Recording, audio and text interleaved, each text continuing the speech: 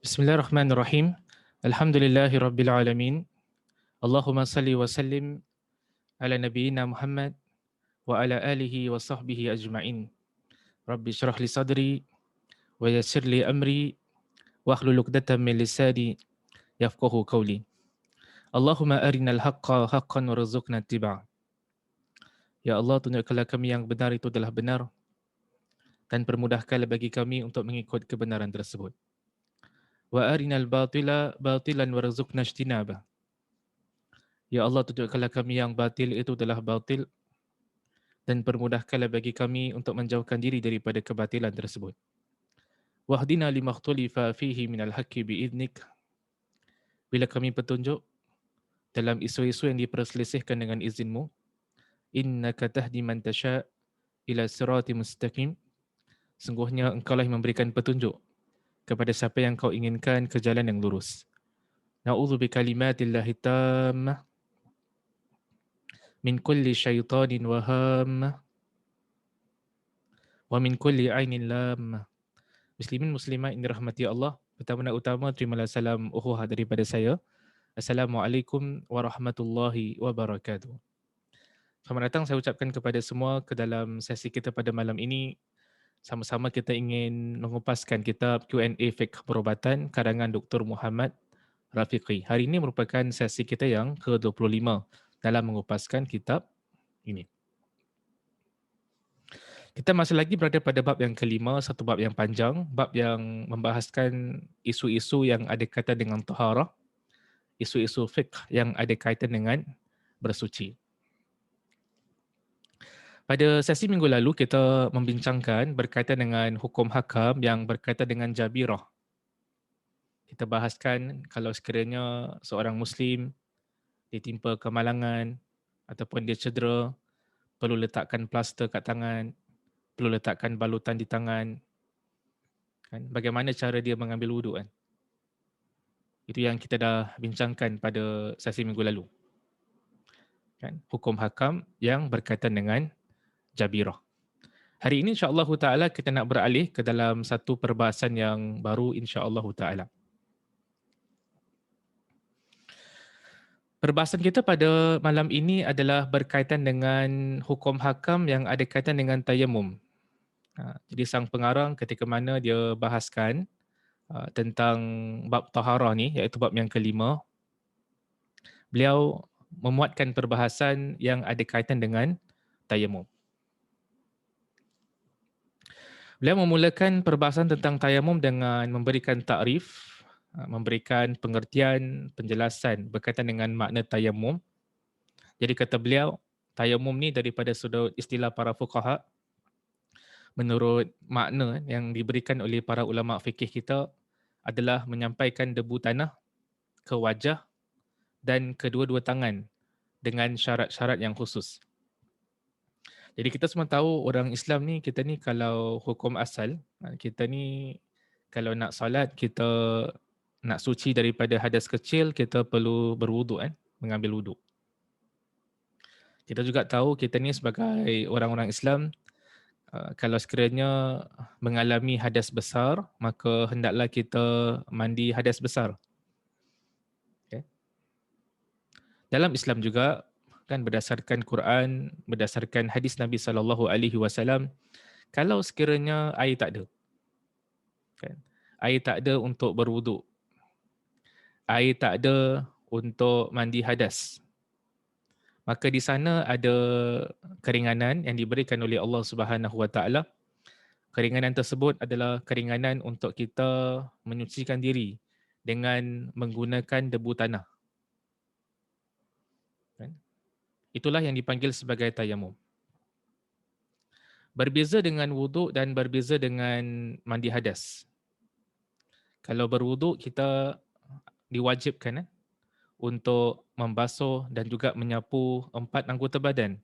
Sebagaimana yang pernah kita bahaskan dalam surah Al-Ma'idah ayat yang ke-6.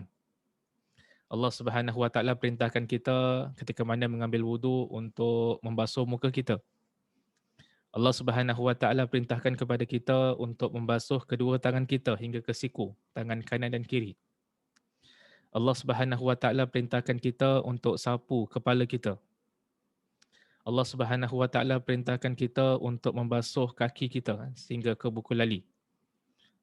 Itu merupakan anggota-anggota yang wajib dibasuh dan wajib disapu ketika mana wuduk. Muka, kedua tangan sampai ke siku, kepala dan juga kaki. Itu kalau wuduk. Kalau mandi hadas pula adalah wajib kita menyampaikan air kepada setiap tempat daripada tubuh badan kita. Itu merupakan mandi hadas.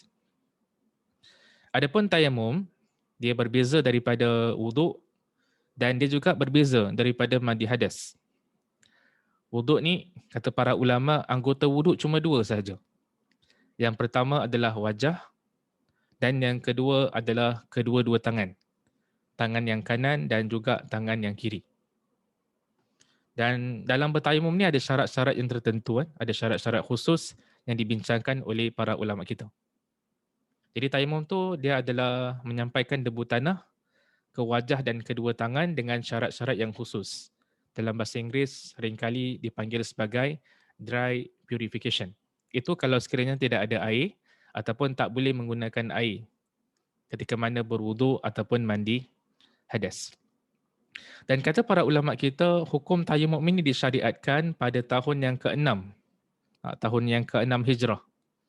Kan itu merupakan tahun yang mana disyariatkan tayamum. Kan selepas Nabi SAW dah berhijrah daripada kota Mekah ke kota Madinah. Jadi kita lihat dalam Islam ni tak semua ajaran diwajibkan ataupun yang diajarkan kepada Nabi SAW sebelum hijrah. Ada juga hukum hakam yang diwajibkan ataupun yang diperintahkan yang disampaikan kepada Rasul SAW selepas hijrahnya Nabi SAW daripada Mekah ke kota Madinah. Perbahasan yang kedua yang dibahaskan ataupun yang dibangkitkan oleh sang pengarang dalam kitab ini adalah tentang hukum tayamum. Jadi sebagaimana kita maklum, hukum tayamum ni adalah sesuatu yang disyariatkan. Bila kita kata disyariatkan, maksudnya adalah diajarkan. Dalam erti kata yang lain, ada sandarannya dalam Al-Quran, ada sandarannya dalam hadis Rasul sallallahu alaihi wasallam. Salah satu dalil yang menunjukkan yang tayamum ini disyariatkan adalah surah Al-Ma'idah ayat yang ke-6. Satu ayat yang panjang, cuma saya ambil bahagian tengah daripada ayat tersebut yang relevan dengan perbahasan kita. Yang mana Allah Subhanahu Wa Taala berfirman, "Falam tajidu ma'an fatayammamu sa'idan tayyiba." Lalu kamu tidak memperolehi air, maka bertayamumlah dengan tanah yang baik. Jadi ayat Al-Ma'idah ayat yang ke-6 ni membahaskan beberapa hukum hakam yang ada kaitan dengan taharah. Beberapa hukum hakam yang ada kaitan dengan bersuci. Allah Subhanahu Wa Taala mengatakan kalau sekiranya seseorang itu kamu dalam keadaan sakit atau dalam keadaan musafir ataupun daripada buang air kecil ataupun menyentuh wanita, kemudian tidak mendapati air, maka bertayamumlah. Jadi kita lihat orang kalau sakit, kan, orang dalam keadaan musafir tak jumpa air, orang yang selepas hadas kecil, selepas hadas besar kalau tak jumpa air, maka mereka boleh menggunakan debu tanah untuk bertayamum. Jadi surah Al-Ma'idah ayat yang ke-6 adalah dalil ataupun sandaran yang digunakan oleh para alim ulama kita untuk mengatakan yang tayamum ini adalah sesuatu yang disyariatkan dalam Islam. Ada sandarannya dalam Al-Quran, ada sandarannya juga dalam hadis Rasul sallallahu alaihi wasallam. Dalam hadis pula ada sepotong hadis Nabi sallallahu alaihi wasallam yang mana satu ketika ada seorang sahabat Nabi sallallahu alaihi wasallam dalam keadaan junub. Lalu dia golek-golek ke atas tanah. Dia golek-golek di atas tanah kerana dia fikirkan Kalau mandi hadas, kalau orang hadas besar, kalau dia mandi hadas, dia perlu kenakan air kan, pada setiap tempat daripada tubuh badannya. Jadi kalau sekiranya tidak ada air ataupun tak boleh gunakan air, dia fikirkanlah yang perlu dikenakan debu tanah ke seluruh badan. Kan? Lalu dia bergolek-golek dekat tanah. Maka berita tersebut disampaikan kepada Nabi SAW dan Nabi SAW mengatakan yang memadailah dalam kes demikian rupa, iaitu orang dalam keadaan hadas besar, kalau dia tak boleh gunakan air ataupun kalau sekiranya tidak ada air, memadailah dengan dia bertayamum. Kan? Jadi tayamum ni ada sandarannya dalam Al-Quran, tayamum juga ada sandarannya dalam hadis Rasul SAW. Perbahasan yang seterusnya yang dimuatkan oleh sang pengarang dalam kitab ini adalah tentang sebab-sebab tayamum. Kan? Apakah faktor, kalau sekiranya faktor ini wujud, seseorang itu boleh bertayamum? Dalam kitab Dr. Muhammad Rafiqi, dalam kitabnya Q&A Fiqh Perubatan, beliau menyenaraikan dua sebab. Dan dua sebab ini juga merupakan sebab yang disebutkan oleh para ulama mazhab Syafi'i. Sebab yang pertama, kenapa seseorang itu boleh bertayamum adalah ketiadaan air. Jadi kalau kita di satu kawasan yang tidak mempunyai air, dah masuk waktu, kita cuba cari air, tapi tak jumpa. Kan? Tidak ada air. Maka pada ketika itu diberikan keringanan untuk bertayamum. Kan? Itu yang disebutkan oleh para alim ulama kita. Ataupun air ada tetapi air yang ada tu cuma cukup untuk kita minum.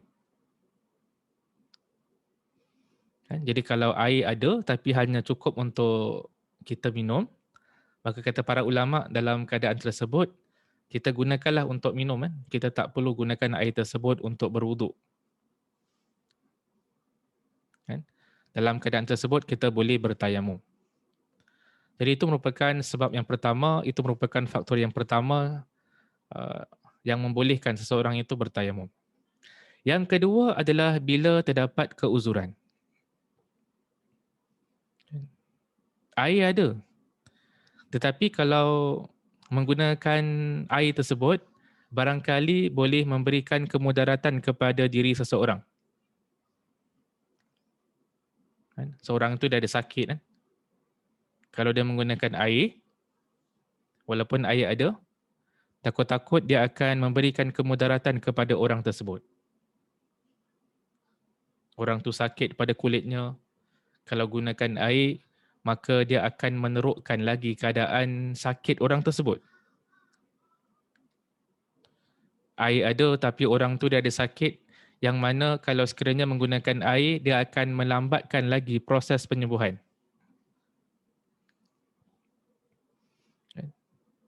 Jadi walaupun air ada, tetapi kalau sekiranya wujudnya keuzuran, diberikan kelonggaran untuk bertayamum. Diberikan kelonggaran untuk tidak membasuh anggota tersebut ketika mana berwuduk. Itu merupakan di antara sebab utama yang membolehkan seseorang itu bertayamum. Ataupun air ada tetapi keadaan pada ketika itu adalah terlampau sejuk. Dia berada kat satu negara, satu kawasan yang terlampau sejuk.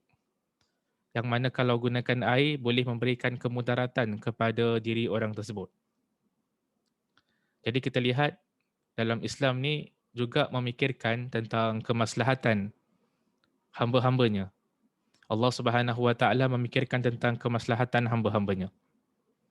Kalau sekiranya melakukan sesuatu perkara boleh membawa kepada mafsadah, boleh membawa kepada kemudaratan, maka pada ketika itu diberikan keringanan. Sama seperti wuduk. Kalau sekiranya dengan kita mengambil wuduk, boleh memberikan kemudaratan kepada kita, dia mudaratkan lagi penyakit yang kita sedang alami. Dia melambatkan lagi proses kesembuhan. Maka pada ketika itu diberikan kelonggaran untuk kita tidak berwuduk tetapi boleh gantikan dengan tayamum, yang dipanggil dalam bahasa Inggeris sebagai dry purification.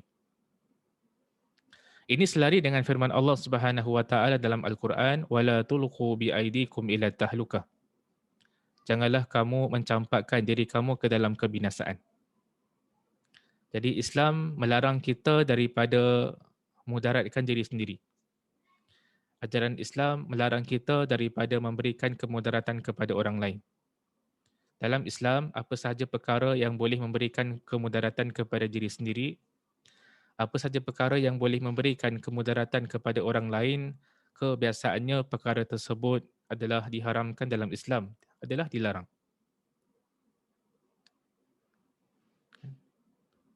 Itulah ayat Quran, wala tulqu biaidikum ila tahlukah. Janganlah kamu mencampakkan diri kamu ke dalam kebinasaan. Kan? Bahkan ada kaedah fiqah yang berbunyi la darar wala dirar. Tidak boleh memudaratkan diri sendiri dan tidak boleh juga untuk memudaratkan orang lain. Itu merupakan di antara sebab tayamum. Dalam mazhab Syafi'i di sana ada fardu tayamum. Jadi tayamum ni dia punya perkara-perkara yang wajib untuk dilakukan. Orang kalau bertayamum dia perlu berniat terlebih dahulu. Kan? Sama seperti wuduk kan, perlu berniat. Bertayamum pun perlukan niat. Benda yang fardu juga yang wajib dalam tayamum adalah menyapu muka. Kan, ambil debu tanah kemudian sapu muka. Fardu tayamum yang ketiga adalah menyapu kedua tangan. Berlaku sedikit perselisihan pandangan di kalangan para ulama. Kita ni kalau sapu debu tayamum dekat tangan, sampai ke mana? Kan kalau muka tu straightforward lah. Muka macam kita ambil wuduk kan. Bahagian depan muka kita. Tapi kalau tangan ni ada sedikit perbahasan. Sebahagian di kalangan ulama berpandangan yang tayamum dekat tangan ni dia hanyalah pergelangan tangan saja. Kan? Itu pandangan yang pertama. Pandangan kedua, di kalangan para alim ulama kita mengatakan yang tayamum ini adalah sampai ke siku. Sama seperti kita ambil wuduk. Sebagaimana kita ambil wuduk, kita basuh tangan kita hingga ke siku, maka dalam tayamum pun kita bila sapu debu tanah ke tangan kita adalah sampai ke siku. Itu merupakan pandangan dalam mazhab Syafi'i. Kan, jadi dalam mazhab Syafi'i mengatakan yang tayamum pada tangan ini adalah sampai ke buku lali. Dan rukun tayamum yang keempat, fardu tayamum yang keempat adalah perlukan kepada tertib. Kita sapu muka terlebih dahulu, baru disapu tangan. Di sana juga ada perkara-perkara yang disunatkan dalam bertayamum. Perkara-perkara yang disunatkan dalam wuduan seperti membaca basmalah pada permulaan, kita baca bismillahirrahmanirrahim. Kan? Dan kalau sampai dekat tangan, kita mulakan dengan tangan kanan terlebih dahulu. Baru kita beralih ke tangan kiri. Kan? Jadi ada similarities, kan? Ada persamaan antara hukum hakam berkaitan dengan wuduk dengan hukum hakam yang berkaitan dengan tayamum. Kemudian sang pengarang beralih kepada perbahasan yang seterusnya berkaitan dengan syarat-syarat tayamum. Jadi tayamum ni dia ada syarat-syarat yang tertentu yang perlu dipenuhi. Dalam mazhab Syafi'i mengatakan yang antara salah satu syarat tayamum yang penting adalah debu tanah yang kita gunakan adalah debu tanah yang suci. Bukan kita gunakan debu tanah yang kotor ataupun yang bernajis. Itu antara salah satu syarat. yang diletakkan oleh para ulama kita. Antara syarat yang diletakkan oleh para ulama kita juga adalah seseorang itu hanya melakukan tayamum selepas dah masuk waktu solat. Jadi bila dah masuk waktu, kalau nak solat zuhur, kan, seseorang itu hanya dibenarkan untuk mulakan bertayamum selepas dah masuk waktu zuhur. Kalau nak solat asar, seseorang itu hanya dibenarkan bertayamum apabila dah masuk waktu asar. Begitu juga dengan waktu-waktu yang lain, dengan solat-solat yang lain. Bila dah masuk waktu, baru dibenarkan bagi seseorang untuk bertayamum. Dan antara syarat yang diletakkan oleh para ulama kita juga adalah memang mesti betul-betul dipastikan yang air tiada pada ketika itu. Dah masuk waktu, kemudian seseorang itu dia berusaha untuk pergi mencari air, tetapi tetap tidak jumpa. Maka pada ketika itu barulah diberikan keringanan untuk melakukan tayamum.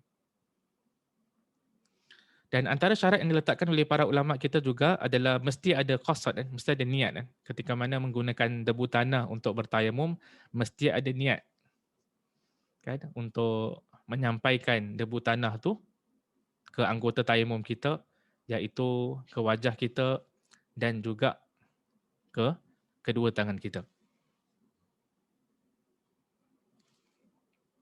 Perbahasan yang kelima adalah tentang cara tayamum. Tadi kita dah kongsi dengan antum dah. Jadi tayamum ni first kali dia perlukan kepada niat, dan sebagaimana kita maklum niat tu dalam hati, kan. Dalam hadis Nabi SAW, innamal a'malu binniyat. Sungguhnya amalan itu adalah berdasarkan kepada niat. Penting sangat niat dalam ibadah. Kita solat mesti berniat, kita berwuduk mesti berniat. Sama juga dengan tayamum perlu berniat. Kemudian langkah yang pertama, kan, antara cara bertayamum adalah dengan kita tepuk tanah, kan, yang ada debu tanah, kita tepuk, kan. Jadi cara tayamum ni dia sebenarnya straightforward lah. Antaranya adalah kita perlu menyapu debu tanah ke wajah kita, kan, ke wajah. Dan anggota yang kedua yang perlu kena debu tayamum adalah kedua tangan kita. Sebagaimana kita kongsikan tadi, dalam isu ini ada dua pandangan di kalangan ulama. Sebahagian pandangan ulama mengatakan yang debu tayamum ni kalau dekat tangan hanya memadailah dengan kita hanya menyapu pada kedua pergelangan tangan kita, tangan kanan dan tangan kiri, sampai ke pergelangan tangan sahaja. Pandangan sebahagian ulama yang lain termasuk mazhab Syafi'i mengatakan perlu kita sapu hingga ke siku, sama seperti ambil uduk. Kan? Jadi dalam isu ni boleh belapang dada, kerana para alim ulama kita berbeza pandangan. Kan? Yang pentingnya adalah ulama sepakat mengatakan yang anggota tayamum pertama sekali adalah wajah dan kedua adalah tangan. Kan? Jadi kita perlu sampaikan debu tayamum kepada kedua-dua tangan kita. Dan dilakukan dengan cara tertib. Iaitu kita mulakan dengan wajah terlebih dahulu, barulah kita beralih kepada tangan kita. Itu yang diajarkan, ditunjukkan oleh Nabi SAW.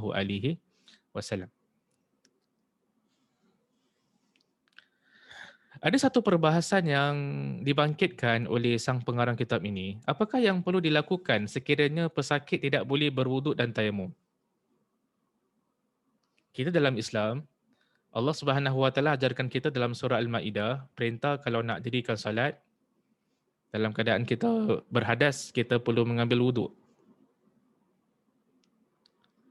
Kalau sekiranya tak boleh berwuduk kerana air tiada, ataupun kerana ada keuzuran sakit, kan, kulit kita tak boleh terkena air, maka kita boleh bertayamum. Di sini timbul satu persoalan. Ustaz, kalau kita terperangkap dalam satu keadaan, air tak ada untuk wuduk, debu tanah pun tak ada. Air kita gunakan untuk berwuduk, debu tanah kita gunakan untuk bertayamum. Tetapi what if kita terperangkap dalam satu situasi, air pun tak ada, debu tanah pun tak ada. Dalam erti kata yang lain, wuduk pun tak boleh dilaksanakan kerana tak ada air, dan tayamum pun tak boleh juga dilaksanakan kerana tiada debu tanah. Kata sang pengarang kitab ini, kalau kita terperangkap dalam satu keadaan, satu situasi kan yang tak boleh berwuduk dan tak boleh bertayamum, maka apakah yang perlu kita lakukan? Yang perlu kita lakukan adalah kita solat fardu. Walaupun dalam keadaan tidak ada air, walaupun dalam keadaan tidak ada debu tanah, walaupun dalam keadaan tidak boleh berwuduk, walaupun dalam keadaan tidak boleh bertayamum. Kita lakukan apa yang mampu dalam keadaan tersebutlah. Dalam keadaan biasa, kita ni sebelum solat mesti berwuduk terlebih dahulu. Tapi kalau sekiranya memang betul-betul orang itu terperangkap dalam satu keadaan yang mana tak ada air untuk berwuduk, tak ada tebu tanah untuk bertayamum, maka dia boleh dirikan solat walaupun tanpa wuduk, walaupun tanpa tayamum. Dan itu yang disebutkan oleh sang pengarang kitab ini. Kan seseorang itu, seorang hamba, dia berusaha dengan his best untuk melaksanakan ibadah kepada Allah Subhanahu wa Ta'ala. Ada perbahasan yang terakhir yang dibangkitkan oleh sang pengarang kitab ini. Apakah hukum kalau solat pesakit yang bertayamum? Perlukah diulangi ataupun perlukah digantikan solatnya? Jadi kalau orang tu dirikan solat fardu, dia gunakan tayamum. Perlu tak diulang? Kalau nanti dia dah jumpa air, perlu tak diulang sekali lagi solat-solat yang dia laksanakan tanpa wuduk tapi dengan menggunakan tayamum? Perlu tak diulangi ataupun perlu tak digantikan?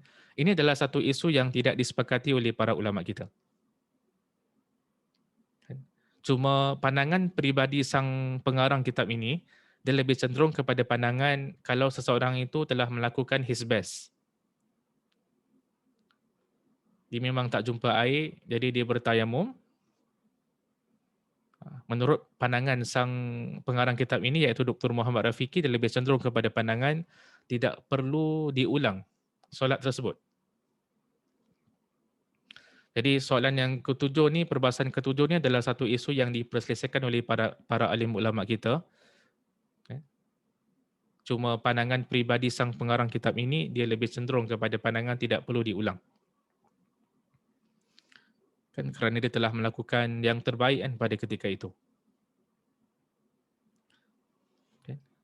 Jadi sebagai kesimpulan, itulah merupakan di antara hukum hakam yang penting, perkara-perkara yang penting yang dibangkitkan oleh sang pengarang kitab ini, yang mana perbahasannya berlegar sekitar topik tayamum. Jadi sebagai kesimpulan, tayamum ni senang kata adalah dry purification. Kalau tak ada air untuk berwuduk, kalau tak ada air untuk mandi hadas, maka seorang Muslim boleh menggunakan debu tanah, menyapu mukanya dan menyapu kedua tangannya. Kemudian dia boleh dirikan solat. Dalam mazhab Syafi'i, kan, satu tayamum adalah untuk satu solat fardu.